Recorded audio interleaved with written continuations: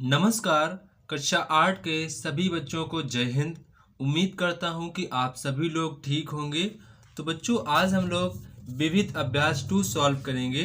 तो बच्चों, आप सभी लोग अपनी फेयर कॉपी और साथ में आप लोग अपनी रफ कॉपी और साथ में आपको अपनी बुक भी साथ में रखनी है। तो बच्चों, यहाँ पर आपका जो पहला क्वेश्चन है, आपको इस समीकरण को सॉल्व करना है। बच्चों, ये समीकरण काफ़ी ज़्यादा आसान है। आप लोग इससे ज़्यादा हार्ड वाले क्वेश्चन सॉल्व कर चुके हैं। ये क्वेश्चन काफ़ी ज़्यादा आसान है। तो पहले बच्चों, आप लोग वीडियो को पॉज कर दो। इसके बाद आप अपनी रफ कॉपी उठाओ, उसमें ये पहले सॉल्व करके देखना है कि आप वाकई में इस समीकरण को सॉल्व कर पा रहे हैं। अगर आप कर पा रहे हैं तो वाकई में आपने कुछ सीखा है। अगर आपने नहीं कर पाया है तो आपको निराश नहीं होना है। आपको मेहनत अपने लाइफ में करते रहना है। तो बच्चों, यहाँ पर आपका जो ये पहला क्वेश्चन है, आप सभी बच्चे अपनी फेयर कॉपी पर डालेंगे विविध अभ्यास 2। क्या डालेंगे? सभी बच्चे अपनी फेयर कॉपी पर डालेंगे। आप सभी बच्चे अच्छे प्रकार से नोट्स बनाएंगे विविध अभ्यास 2। ठीक है, विविध अभ्यास 2। ठीक है, आप सभी बच्चे फेयर कॉपी पे इस प्रकार से डाल लेंगे।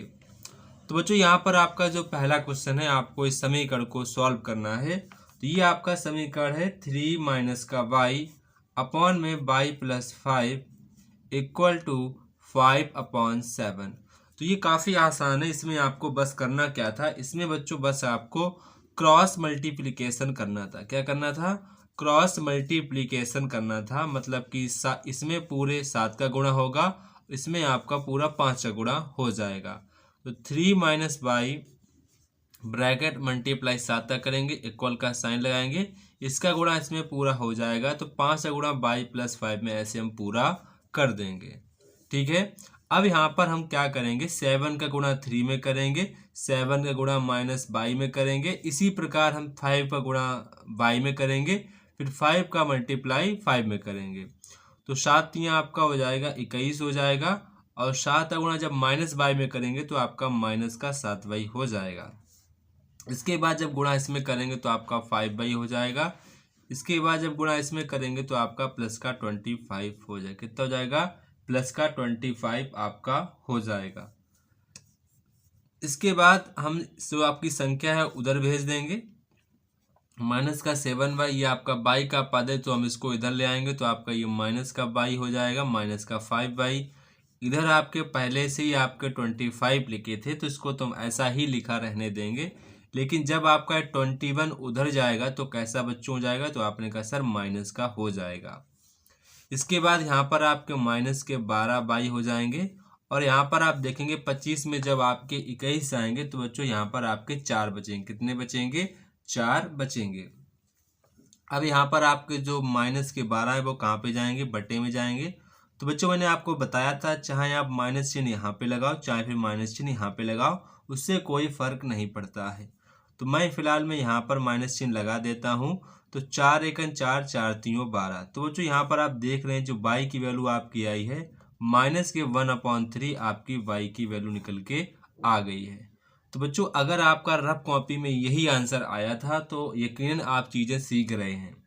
तो बच्चों, आप सभी लोग अपनी फेयर कॉपी पे इसी प्रकार से क्वेश्चन को नोट कर लेंगे। ठीक है, वीडियो को पॉज कर लो, इसके बाद आप नोट कर लिया करो। ठीक है, अब बच्चों यहाँ पर आपका नेक्स्ट क्वेश्चन नंबर 2 है। ये भी आपका सेम उसी टाइप का क्वेश्चन है। जिस टाइप का क्वेश्चन ये है उसी टाइप का क्वेश्चन ये है। तो इसको भी हम लोग सॉल्व करते हैं। तो यहाँ पर आप देखेंगे माइनस का 4x प्लस का 3 है, अपॉन में आपका है 2x प्लस 6। कितना है? 2x प्लस 3 इक्वल में 3। तो बच्चों, यहाँ पर आप देख रहे हैं आपको करना क्या है, यहाँ पर आप नीचे 1 मान लो। क्या मान लो? 1। क्योंकि 1 मानेंगे तो उससे अगर आप किसी संख्या के नीचे आप 1 रखो तो उसकी कोई वैल्यू नहीं होती है। तो वैसे यहाँ पर मैंने 1 मान लिया ताकि आप लोगों को समझ में आ सके। तो बच्चों, हम क्या करेंगे? क्रॉस मल्टीप्लीकेशन करेंगे। तो बच्चों, जब हम 1 में किसी संख्या में अगर हम 1 का गुणा करते हैं तो उसमें कोई फर्क पड़ता है? नहीं पड़ता। जैसे कि अगर हम 5 में 1 का गुणा करेंगे तो आपका 5 ही आया, तो मतलब वही संख्या आ जाएगी, तो उसमें कोई फर्क नहीं पड़ता है। तो जब बच्चों हम इस संख्या में 1 का गुणा करेंगे तो सेम आपकी वही संख्या आ जाएगी। अब इसमें आपका पूरा 3 का गुणा हो जाएगा क्योंकि आपका क्रॉस मल्टीप्लिकेशन है, तो इसमें आपका पूरा ऐसे 3 का गुणा हो जाएगा, पूरा ऐसे आपका 3 का गुणा हो जाएगा। अब आपका ये माइनस का 4x प्लस का 3 है, बराबर करेंगे इसका 3 का गुणा 2x में करेंगे तो आपका 6 हो जाएगा। फिर आपका 6×18 कितना हो जाएगा, 6×18। अब हम क्या करेंगे, x वाले पद एक तरफ करेंगे, जो आपके संख्याओं वाले पद हैं उनको एक तरफ करेंगे, मतलब कि चर वाले एक तरफ, अचर वाले एक तरफ। तो जो हमारे चर पद हैं x वाले हैं, माइनस के यहाँ पर आपका 4x हो जाएंगे। जब आपके 6x इधर आएंगे तो आपने कहा सर ये भी हमारे माइनस के 6x हो जाएंगे। कितने हो जाएंगे, माइनस के आपके 6x हो जाएंगे। अब बच्चों यहाँ पर आपका लिखा है 18, ठीक है। जब बच्चों आपके 3 उधर जाएंगे तो कैसे हो जाएंगे, माइनस के 3 हो जाएंगे। अब बच्चों आपके पता है कि 6 4 10 हो जाएंगे, लेकिन दोनों सेम साइन के हैं तो आपका यहाँ पर भी माइनस लग जाएगा। अब बच्चों जब आपके 18 में जब आपके 3 जाएंगे तो आपने कहा सर 15 बचेंगे। अब बच्चों मैंने आपको यहाँ पर ही बात बताई थी, अगर चाहे आप 15 या आपके 10 कहाँ जाएंगे, नीचे, चाहे आप माइनस चिन्ह यहाँ पे लगाएं चाहे यहाँ लगाएं, उससे कोई फर्क नहीं पड़ता है। तो बच्चों आपको हमेशा ध्यान रखना है, आपको माइनस चिन्ह हमेशा ऊपर में ही लगा देना है, ठीक है। अब बच्चों 5 से काट दो तो 3×5 = 15, 5 दूनी 10। तो बच्चों यहाँ पर आपकी जो x की वैल्यू निकल के आ जाएगी माइनस के 3/2। कितनी आ जाएगी, माइनस के 3/2 यहाँ पर आपका आंसर निकल के आ जाएगा। तो आप लोग वीडियो को पॉज करके यहाँ पर क्वेश्चन नंबर 2 को आप लोग अपनी फेयर कॉपी में नोट कर लेंगे। वीडियो को पॉज करो और क्वेश्चन को पूरा अपनी फेयर कॉपी में नोट कर लो। इसके बाद बच्चों आपका क्वेश्चन नंबर 3 है, ये थोड़ा सा क्वेश्चन टफ है, तो यहाँ पर आप लोग इस क्वेश्चन को काफ़ी ढंग से समझेंगे, तब आप सभी लोग अपनी फेयर कॉपी पे लगाएंगे। तो बच्चों यहाँ पर आपका जो क्वेश्चन नंबर 3 है वो यहाँ पर आप सभी लोग देखेंगे काफ़ी ध्यान से। y - 5 - के 3y अपॉन 3y - 7 - का यहाँ पर 2y इक्वल टू यहाँ पर आपका लिखा है 1/2। तो बच्चों यहाँ से आप लोगों से y की वैल्यू पूछिए कि y की वैल्यू कितनी होगी। तो बच्चों मुझे पहले क्या करना है, पहले मुझे इसमें क्रॉस मल्टीप्लिकेशन करना। क्या करना है, क्रॉस मल्टीप्लिकेशन करना है। तो बच्चों यहाँ पर आपका जो 2 लिखा है, 2 यहाँ पर जो आपका 2 लिखा है, इस 2 का गुणा इस पूरे में होगा। किस में होगा, इस पूरे 2 का गुणा पूरे में होगा। तो 2 का गुणा पूरे में होगा तो मैंने क्या किया, यहाँ पर बड़ा ब्रैकेट लगाया, y माइनस का ब्रैकेट और 5 - का 3y, ठीक है। ऐसे यहाँ पर मैंने इसको यूज कर लिया। अब 1 का गुणा इसमें पूरे में करेंगे तो 3y माइनस का 7 - का 2y। तो जो आपको पता, अगर हम किसी संख्या में 1 का गुणा करते हैं तो उसमें कोई फर्क नहीं पड़ता है, ये तो आपको पता ही होगा, अभी मैंने जस्ट आपको समझाया था। तो अब बच्चों हम 2 का गुणा इसमें करेंगे 2y में, तो आपका कितना हो जाएगा, 2y कितना हो जाएगा, आपका 2y हो जाएगा, ठीक है। बच्चों अभी आप रुको, अभी 2 का गुणा मत करो, ठीक है। तो पहले मैंने यहाँ पर ऐसे कर लिया। पहले बच्चों आप क्या करो, माइनस का गुणा इसके अंदर कर दो। माइनस का गुणा इसके अंदर करेंगे तो माइनस का आपका कितना हो जाएगा, माइनस का आपका 5y हो जाएगा। अब माइनस का गुणा जब -3y में करेंगे तो आपका प्लस का 3y कितना हो जाएगा, प्लस का 3y हो जाएगा। और ये तो हमारा ऐसे ही रहेगा 3y, लेकिन यहाँ पर मुझे माइनस का गुणा इसमें कर देना है, तो माइनस गुणा करें तो हो जाएगा माइनस का 7y और माइनस माइनस आपका प्लस, ये आपका हो जाएगा 2y। कितना हो जाएगा, 2y हो जाएगा। अब बच्चों यहाँ पर अभी आपको 2 का गुणा नहीं करना है। यहाँ पर आप देख रहे हैं आपका y लिखा है, ये आपका 3y लिखा है, तो यहाँ पर आपके 4y कितने हो गए, 4y हो गए। ये आपके माइनस के 5 लिखे तो आप ऐसे माइनस के 5 ऐसे लिख दो। अब यहाँ पर आप देख रहे होंगे कि आपका ये 3y लिखा है, ये आपका प्लस का 2y लिखा है, तो आपका ये 5y हो जाएंगे और यहाँ पर आपका ये -7 हो जाएगा। कितना हो जाएगा, -7 आपका ये हो जाएगा। अब मुझे यहाँ पर 2 का गुणा इसमें करेंगे, 4 दूनी 8 हो जाएगा और 5 दूनी आपका 10 हो जाएगा। यहाँ पर आपका 8y हो जाएगा माइनस का 7। अब बच्चों यहाँ पर जब आप 8y लिखेंगे, जब आपके 5y इधर आ जाएंगे तो माइनस के 5y हो जाएंगे। यहाँ पर आपके ऑलरेडी से -7 लिखा था तो वो तो वैसे ही लिखे रहेंगे, लेकिन जब आपके -10 उधर जाएंगे तो आपके प्लस के 10 हो जाएंगे। कैसे हो जाएंगे, प्लस के 10 हो जाएंगे। अब जब आप 8 में से 5 घटाएंगे तो आपके 3/, बचेंगे। और जब आप प्लस के 10 में से आप -7 घटाएंगे तो बच्चों आपके 3 बचेंगे। और बच्चों गुणा वाले किस में जाएंगे, तो आपने कहा सर गुणा वाले भाग में जब कट जाएंगे, 3 एकन 3, 3 यहाँ पे कट जाएंगे, तो बच्चों यहाँ पर आपकी जो y की वैल्यू निकल के आई है वो आपकी y की वैल्यू 1 निकल कर आ जाएगी। तो बच्चों आप सभी लोग क्वेश्चन को अच्छे प्रकार से नोट करना है ताकि आपको अच्छे प्रकार से समझ में भी आए। तो आप सभी लोग वीडियो को पॉज करो और क्वेश्चन को नोट डाउन कर लो।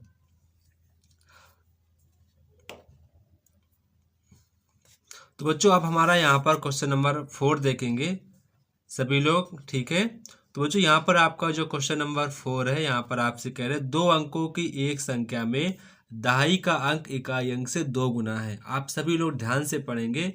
यहाँ पर आपसे कह रहे हैं कि 2 अंकों की एक संख्या रही होगी, उसमें बोल रहा है कि जो दहाई का अंक है वो इकाई के अंक से 2 गुना है। 2 गुना कौन है, दहाई का अंक 2 गुना है, ये बोल रहा है।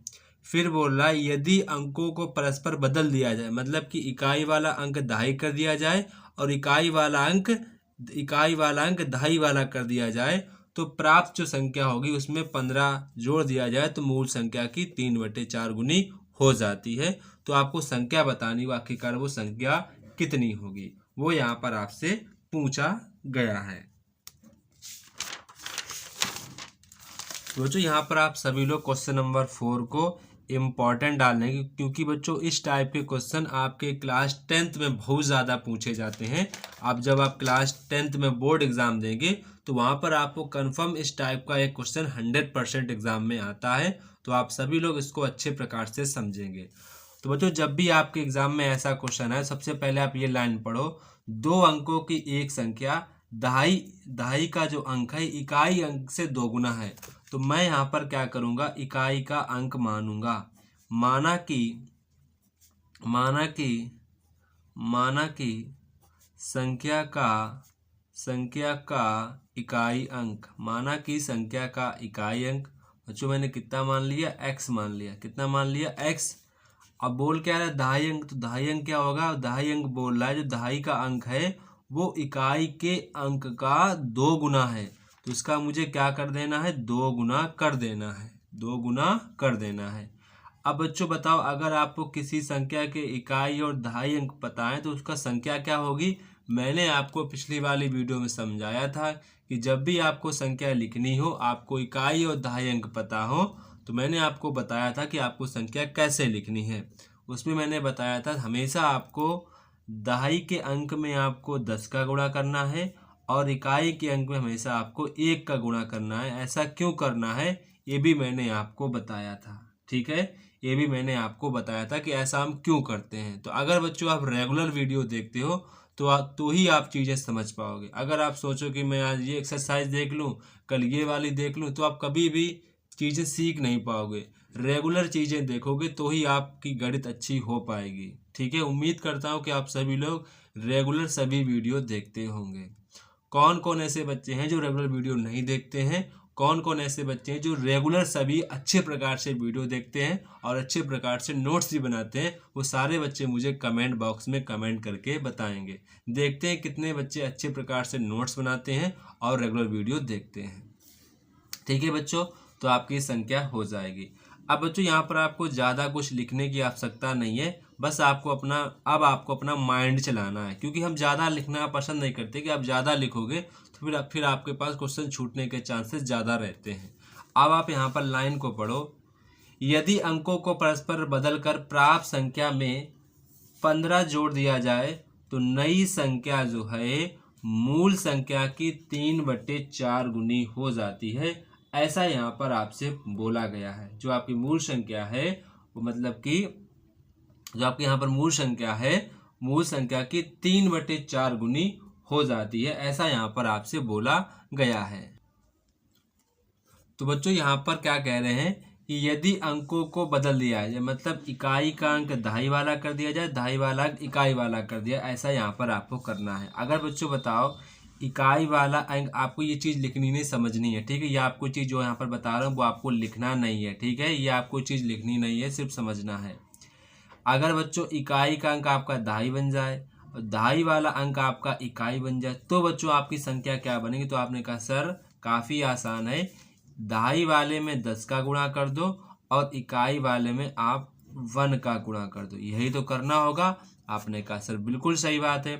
तो बच्चों अगर हम अंक बदल देंगे तो आपकी संख्या क्या बनेगी। तो आपने कहा सर एक दहाई में 10 का गुणा कर दो और इकाई में आप 1 का गुणा कर दो। कितने गुणा कर दो, 1 का गुणा कर दो।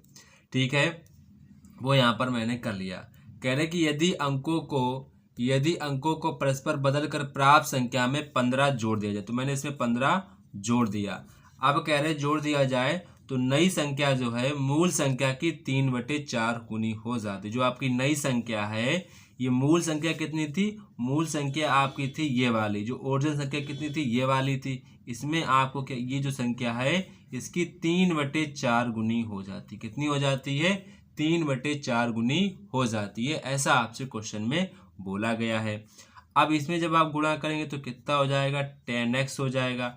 इसमें तो आपका हो जाएगा 2x हो जाएगा, ये आपका 15 हो जाएगा। ऐसे आप इसका इधर देखेंगे तो ये आपका हो जाएगा 20x और ये आपका हो जाएगा केवल x। तो ये आपके हो जाएंगे 12x, कितने हो जाएंगे, 12x हो जाएंगे। ये आपके 15 हो जाएंगे, ये आपके 3/4, ये आपके हो जाएंगे 21x। कितने हो जाएंगे, 21x, क्योंकि 20 और ये x, तो आपके 20x और x क्या कितने हो गए, 21x हो गए। अब इसका गुणा इसमें कर देंगे। तो जब बच्चों आप 4 का गुणा 12x + 15 में करेंगे, आप ऐसे करेंगे, ब्रैकेट लगाकर ही करेंगे। ठीक है, ब्रैकेट लगाकर ही करेंगे। इसके बाद 3 का गुणा आप ऐसे 21x में करेंगे। तो 12 चौकू आपका होता है 48, कितना होता है 48, कितना होता है 48x हो जाएगा। और 15 चौकू आपका 60, कितना होता है 60 होता है। इसके बाद 21 तियां आपका होता है 63x, कितना होता है 63x होता है। अब बच्चों जब आप 48x लिखेंगे, जब आपके 63x इधर आएंगे तो आपके कैसे हो जाएंगे, माइनस के हो जाएंगे। अब जब बच्चों आपके 60 उधर जाएंगे तो आपके माइनस के 60 हो जाएंगे। कैसे हो जाएंगे, माइनस के 60 आपके हो जाएंगे। अब बच्चों जब आप 63 में से 48 घटाएंगे तो बच्चों यहाँ पर आपके माइनस के 15 कितने बचेंगे, माइनस के आपके 15x बचेंगे। और यहाँ पर आपका माइनस का 60 है, माइनस से माइनस कट जाएगा और जो आपका गुणा में 15 है ये बच्चों आपका भाग में चला जाएगा। तो 15 एकन 15, 15 चौकू 60। तो बच्चों यहाँ पर आपकी जो x की वैल्यू है वो 4 निकल के आ गई। कितनी आ गई, 4 निकल के आपकी x की वैल्यू यहाँ पर आ गई। ठीक है, अब क्या करेंगे, हमने संख्या क्या मानी थी, ये संख्या मानी थी, इसी में हम क्या करेंगे, x की रखेंगे वैल्यू। ये संख्या मानी थी इसी में हम x की रखेंगे वैल्यू।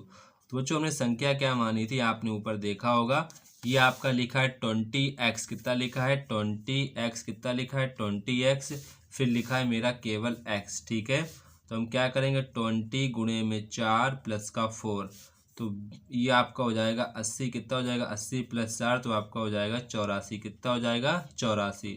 तो ये बच्चों आपकी संख्या निकल के आ जाएगी। आप सभी बच्चे वीडियो को पॉज करेंगे और क्वेश्चन को पूरा नोट डाउन कर लेंगे। ठीक है, वीडियो को पॉज करो और क्वेश्चन को पूरा नोट डाउन आप सभी बच्चों को कर लेना है, अच्छे प्रकार से नोट करना है ताकि आपको चीज़ें समझ में भी आती रहें। ठीक है,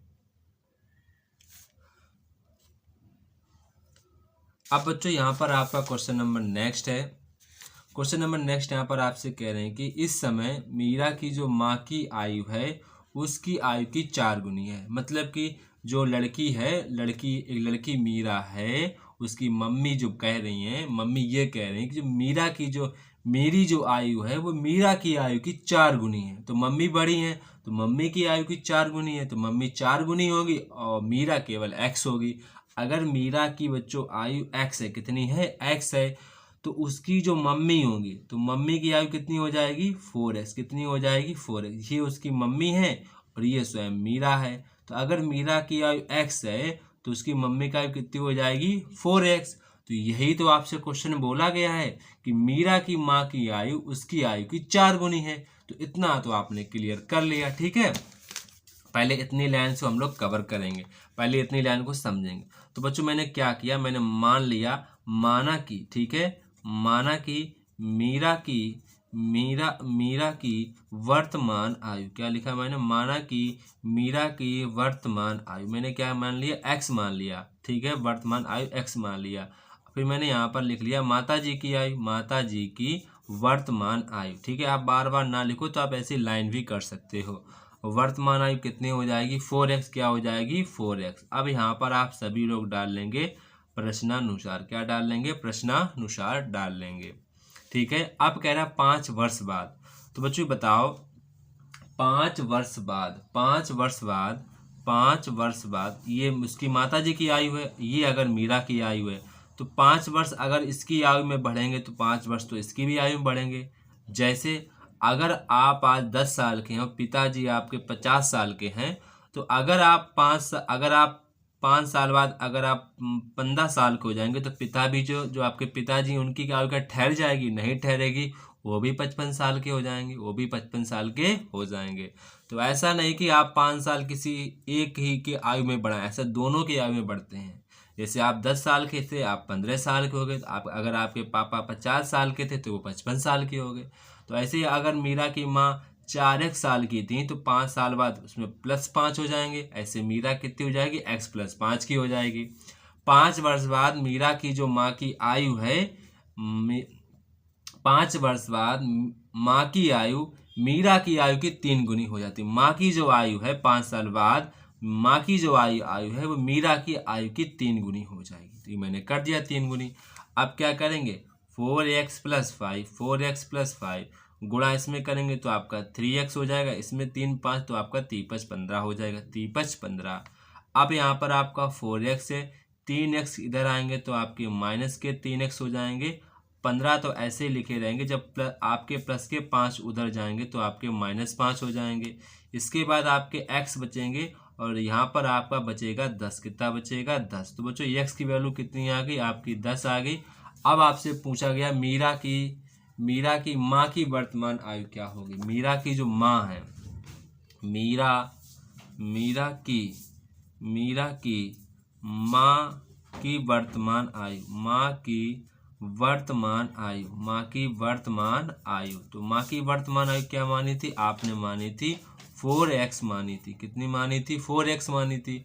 तो यहाँ पर x वैल्यू कितनी आई, 10, तो आपकी मीरा की माँ की आयु हो जाएगी 40 वर्ष, कितनी हो जाएगी, 40 वर्ष आपके मीरा की माँ की आयु हो जाएगी 40 वर्ष, ठीक है।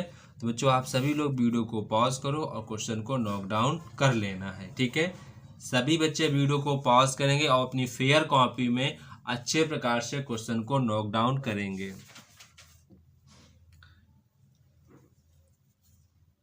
अब बच्चों यहाँ पर आपका क्वेश्चन नंबर 6 है, यहाँ पर आपसे बच्चे क्वेश्चन नंबर 6 को देखेंगे।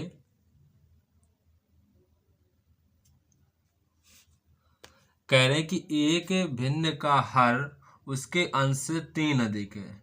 कह रहे जो हर है जो अंश से 3 अधिक है, कितना अधिक है, 3 अधिक है। अगर बच्चों मैं क्या करूं, अंश को अगर मैं x मान लूं तो हर मेरा कितना हो जाएगा, x + 3, तो वो 3 अधिक हो जाएगा, ठीक है।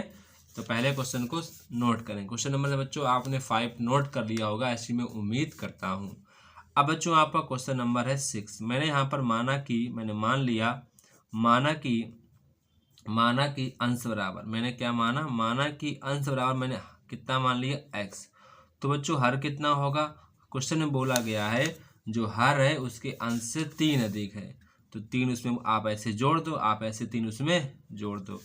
अगर बच्चों किसी भिन्न का अंश और हर अगर आपको पता है तो उसकी भिन्न क्या हो जाएगी, अंश बटे हर, अंश ये और हर आपका x + 3, तो आपकी भिन्न बन जाएगी, क्या बन जाएगी, भिन्न बन जाएगी, प्रश्नानुसार। अब बच्चों यहाँ पर आपसे क्वेश्चन कह रहा है यदि अंश और हर दोनों में 5 जोड़ दिया जाए तो भिन्न की जो मान है 4/5 हो जाता है। यदि अंश में भी 5 जोड़ दो और हर में भी 5 जोड़ दो तो भिन्न कितनी हो जाती है, तो भिन्न आपकी 4/5 हो जाती है। बच्चों x + 5, x 5 3 आपके कितने हो जाएंगे, 5 3 आपके 8 हो जाएंगे, 4/5। अब आपको इसमें क्या करना है, क्रॉस मल्टीप्लीकेशन का गुणा करना है। तो 5 का गुणा इसमें पूरे होगा और 4 का गुणा इसमें पूरा हो जाएगा। तो x + 5 ब्रैकेट लगाओ, ऐसे 5 का गुणा कर दो, बराबर लिखो, 4 लिखो, x प्लस 8 ऐसे लिख दो, ऐसे आपको लिख देना है। अब इसका गुणा इसमें करेंगे तो आपका 5x हो जाएगा, और 5 का गुणा 5 में करेंगे तो आपका 25 हो जाएगा। 4 का गुणा x में करेंगे तो आपका 4x हो जाएगा। 4 का गुणा अगर 8 में करेंगे तो आपका 8 चक्कू 32, कितना हो जाएगा, 8 चक्कू आपका 32 हो जाएगा। अब बच्चों यहाँ पर आपका 5x है, जब आपका 4x इधर आएगा तो कैसा हो जाएगा, माइनस का 4x हो जाएगा। इसके बाद 32 तो आपके पहले से ऐसे लिखे हैं, जब आपके 25 उधर जाएंगे तो आपके माइनस के 25 कितने हो जाएंगे, माइनस के 25 हो जाएंगे। तब बच्चों यहाँ पर आपके 5x में से आपके 4x जाएंगे तो आपके केवल और केवल आपके x बचेंगे, और 32 में जब आपके 25 जाएंगे तो बच्चों यहाँ पर आपके कितने बचेंगे, 7 बचेंगे। क्या बचेंगे, 7 बचेंगे। तो बच्चों यहाँ पर आप लोगों को भिन्न ज्ञात करनी थी, तो यहाँ पर आपकी जो x की वैल्यू आई है 7। तो बच्चों आप लोगों ने भिन्न क्या मानी थी, भिन्न आप लोगों ने मानी थी x अपॉन में x प्लस 3, ये आपने भिन्न मानी थी। तो बच्चों यहाँ पर आपकी x वैल्यू कितनी आई, 7। यहाँ पर x रखना है 7 प्लस 3, तो यहाँ पर 7 अपॉन में 10 आपका आंसर आ जाएगा। तो बच्चों आपकी भिन्न आ गई है 7 अपॉन में 10। तो बच्चों आप सभी लोग वीडियो को पॉज करेंगे और क्वेश्चन को पूरा अच्छे प्रकार से नोट डाउन कर लेंगे, ठीक है। काफ़ी इम्पोर्टेंट क्वेश्चन है, ऐसे क्वेश्चन आपके एग्जाम में 100% आप लोगों को देखने को मिलेंगे। तो बच्चों अब यहाँ पर आपका क्वेश्चन नंबर है 7, क्वेश्चन नंबर 7। तो बच्चों क्वेश्चन नंबर 7, इसको आप सभी लोग इम्पोर्टेंट लिखेंगे। सबसे पहले लिखेंगे most important question, most important आपका क्वेश्चन है। सबसे पहले बच्चों आप इसमें चीज़ों को थोड़ा समझेंगे, ठीक है। थोड़ा बच्चों आप सभी बच्चे इसको अच्छे प्रकार से समझेंगे, ठीक है। जैसे कि बच्चों ये आपकी कोई रोड है, क्या है, रोड है, ठीक है। जैसे कि आप है, यहाँ पर ये आप खड़े हैं, और ये यहाँ पर आपका ये आपका फ्रेंड खड़ा है। क्या खड़ा है, फ्रेंड यहाँ पर ये आपका खड़ा है। अब अगर जैसे कि बच्चों यहाँ पर जैसे कि आप भी इधर साइड भाग रहे हैं और आपका फ्रेंड भी इधर ही साइड भाग रहे हैं, दोनों बच्चे एक ही साइड तरफ आप भाग रहे हैं। तो बच्चों अगर मान लेते हैं कि आपकी जो स्पीड है v1 है, ठीक, कितनी है, v1 है, और यहाँ पर इसकी स्पीड कितनी है, v2 है, ठीक है। जैसे कि आप है, आपका दोस्त है, ठीक है। तो जैसे आपके दोस्त की स्पीड है v1 और आपकी स्पीड है v2, ठीक है। तो बच्चों यहाँ पर अगर आपसे कोई पूछे कि आपकी सापेक्ष चाल क्या है, कोई आपसे पूछे कि आपकी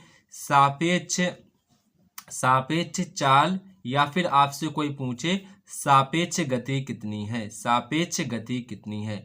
अगर बच्चों आप लोग एक ही दिशा की ओर भागेंगे तो बच्चों अगर आप लोगों से कोई सापेक्ष चाल या फिर अगर आपसे कोई सापेक्ष गति पूछे जब वो एक ही दिशा की ओर दौड़ रहे हो, तो बच्चों ध्यान रखना है बड़ी वाली गति में से आपको छोटी वाली गति को घटा देना है। तो ये बच्चों आपकी सापेक्ष चाल हो जाएगी। जैसे यहाँ पर 50 किलोमीटर प्रति घंटा की स्पीड से दौड़ रहे हैं और जो आपका दोस्त है वो 30 किलोमीटर प्रति घंटा की चाल से दौड़ रहा है। तो बच्चों इसके अकॉर्डिंग आपकी स्पीड क्या हो जाएगी, सापेक्ष चाल क्या हो जाएगी, आप 50 में से 30 को कर देंगे सब्ट्रैक्ट, तो बच्चों आपकी सापेक्ष चाल आ जाएगी 20 किलोमीटर प्रति घंटा आपकी चाल ये आ जाएगी, ठीक है। इसको बच्चों आपको क्वेश्चन नंबर 7 के साथ ही नोट करना है। अगर आप ऐसा करेंगे तो आपको ध्यान रहेगा कि ऐसा क्यों हुआ था, ठीक है बच्चों।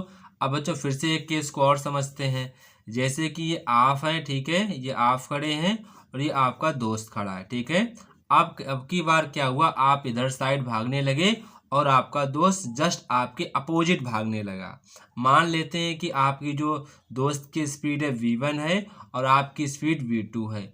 अब अगर आपसे कोई पूछे कि भैया मुझे बताओ कि आपकी ना सापेक्ष चाल या फिर आपकी सापेक्ष गति कितनी होगी, अगर ये आपसे कोई पूछे कि भैया आपकी सापेक्ष चाल या फिर आपकी सापेक्ष गति क्या होगी, अगर बच्चों आप लोग अलग अलग दिशाओं की ओर भाग रहे होंगे तो बच्चों हमेशा आपकी जो सापेक्ष चाल होती है वो आपकी दोनों की चाल के योग के बराबर होती है। जैसे बच्चों अगर मान लेते हैं कि आप इसमें भी आप इसमें मान लेते हैं कि आप इसमें 80 किलोमीटर प्रति घंटा की चाल से दौड़ रहे थे और जो आपका दोस्त है वो 40 किलोमीटर प्रति घंटा की चाल से दौड़ रहा था।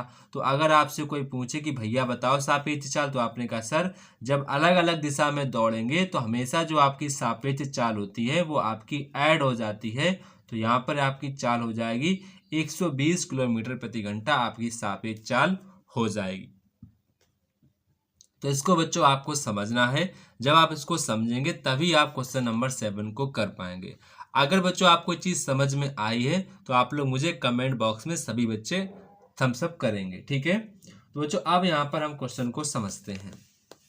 यहाँ पर आपसे कह रहा है कि दो कारें एक स्थान से एक साथ विपरीत दिशाओं में चलती, मतलब वो विपरीत दिशाओं में चल रही हैं, ठीक है।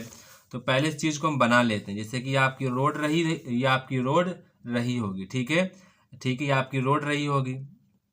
अब मुझे यहाँ पर एक कार भी बनानी, क्या बनानी है, कार भी मुझको यहाँ पर बनानी है। तो कार भी बनाते हैं। तो जैसे कि ये आपकी कार है,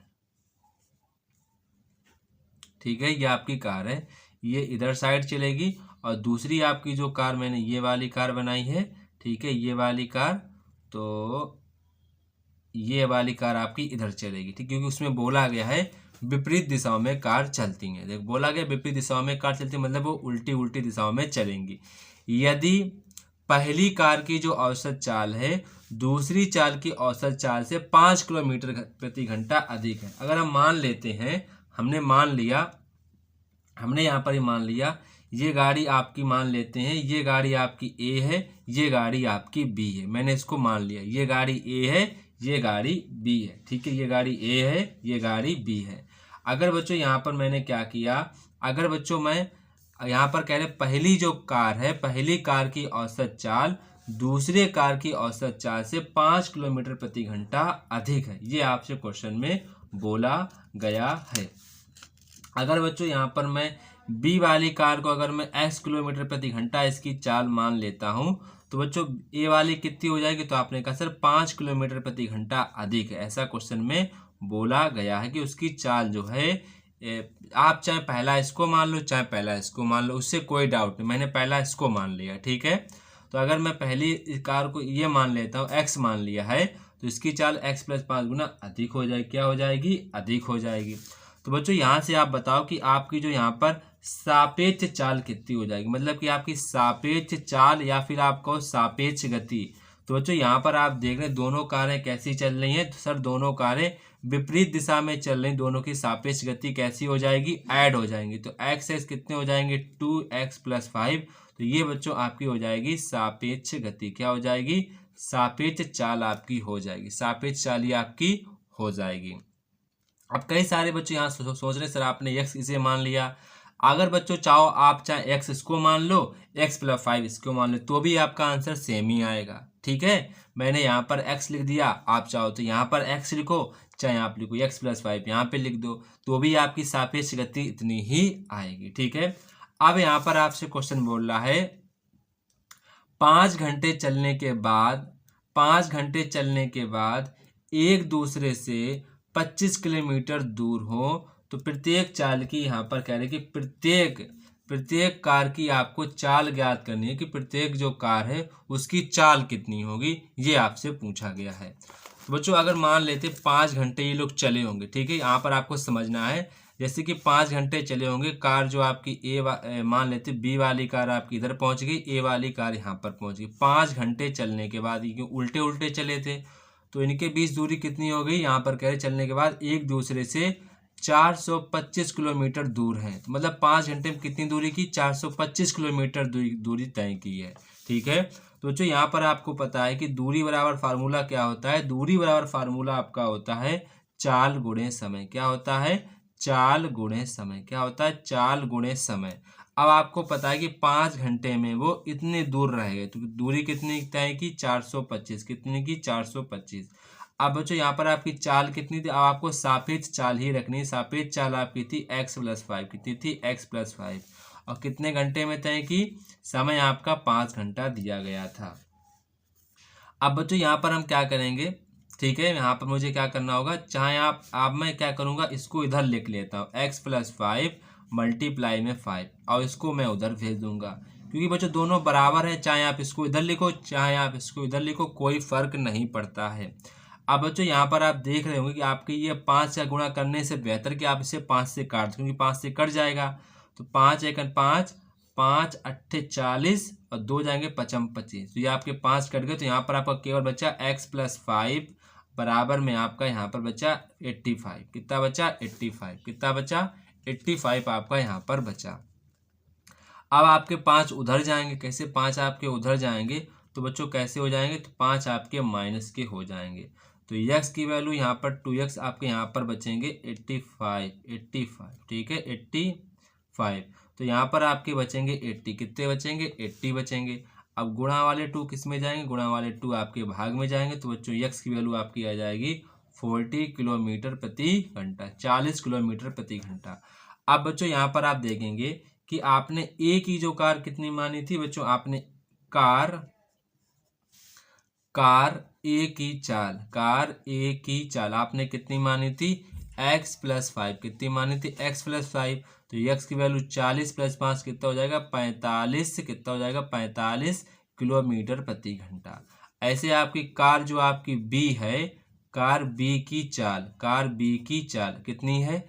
x आपने मानी थी, तो x वैल्यू कितनी थी? केवल 40। तो कार बी की चाल आ जाएगी आपकी 40 किलोमीटर प्रति घंटा। ठीक है, तो ये बच्चों आपको पहले सवाल को पूरा अच्छे प्रकार से नोट करना है। वीडियो को पॉज करो और अच्छे प्रकार से वीडियो को आपको नोट करना। पहले यहाँ तक नोट करो सभी बच्चे, वीडियो को पॉज करो फिर आप इसको नोट करो। वीडियो को पॉज करो फिर जहाँ तक आपको दिख रहा है वहाँ तक नोट करो। यहाँ तक पहले नोट करो, वीडियो को पॉज करो, यहाँ तक नोट कर लो, फिर वीडियो को अनपॉज करो, फिर यहाँ तक नोट कर लो। ठीक है, तो ऐसा आपका पूरा नोट हो जाएगा। अब बच्चों आप इसको समझ लो, फिर से मैं आपको समझा देता हूँ। जैसे कि बच्चों कार थी, वो दोनों विपरीत दिशाओं में चल रही थी, एक इधर चल रही थी एक इधर चल रही थी। अब कई सारे बच्चे कहेंगे सर आपने इसको x क्यों मान लिया? तो आप बच्चा अगर चाहो इसको x मान लो, x+5 इसको मान लो, तो भी जो आपका आंसर सेम आएगा। लेकिन कार जो b की चाल है वो आपकी 45 हो जाएगी, a की चाल आपकी जो है आपकी 40 हो जाएगी, बी की चाल आपकी 45। बस आपके मान इंटरचेंज हो जाएंगे, उससे आपका कोई फर्क नहीं पड़ता है। वो आपके मानने के ऊपर डिपेंड करता है कि आपने कैसी वैल्यू मानी थी। ठीक है, बस आपको लगाने का फंडा पता होना चाहिए, आप कैसे क्वेश्चन को लगा रहे हैं। ठीक है, कई सारे बच्चे पूछेंगे सर आपने 425 दूरी कैसे लिख ली? क्योंकि बच्चों यहाँ पर आप समझेंगे, कार जो बी इधर साइड भाग रही थी, कार ए इधर साइड भाग रही, तो 5 घंटे में उनके बीच की दूरी कितनी हो गई थी? 425। इसका मतलब यही तो हुआ कि आप 5 घंटे में 425 किलोमीटर आपने दूरी तय की। यही तो हुआ, नहीं हुआ? 5 घंटे बाद उनके बीच दूरी इतनी रही, तो इसका मतलब साफ ये हुआ कि 5 घंटे में आपने इतनी दूरी तय की होगी। तभी मैंने यहाँ पर दूरी बराबर लिख दिया 5, और आपको सापेक्ष चाल यही यूज करनी थी जो मैंने यहाँ पर पहले आपको समझाया था। तो वही चीज़ यहाँ पर आपको मैंने बताई कि सापेक्ष चाल इसकी कितनी हो जाएगी? 2x+5। फिर समय लिखेंगे, फिर मैंने इसको सॉल्व किया, फिर आपका ये आंसर आ गया। अब बच्चों आप सभी लोग इसको अच्छे प्रकार से नोट करेंगे। जहाँ पर आपको कोई डाउट हो तो बच्चों आप लोग मुझसे कमेंट बॉक्स में कमेंट करके पूछ सकते हैं। तो जय हिंद बच्चों, फिर मिलते हैं अपने नेक्स्ट वीडियो पर। तब तक कि आप सभी बच्चों को जय हिंद। बच्चों आप एक काम नहीं करते हैं कि आप कमेंट बॉक्स में कमेंट करके कोई भी आंसर नहीं देते हैं। प्लीज़ बच्चों आप लोग कमेंट बॉक्स में कमेंट किया करें ताकि वीडियो का अटेंशन बढ़े। तो जय हिंद, फिर मिलते हैं अपने नेक्स्ट वीडियो पर।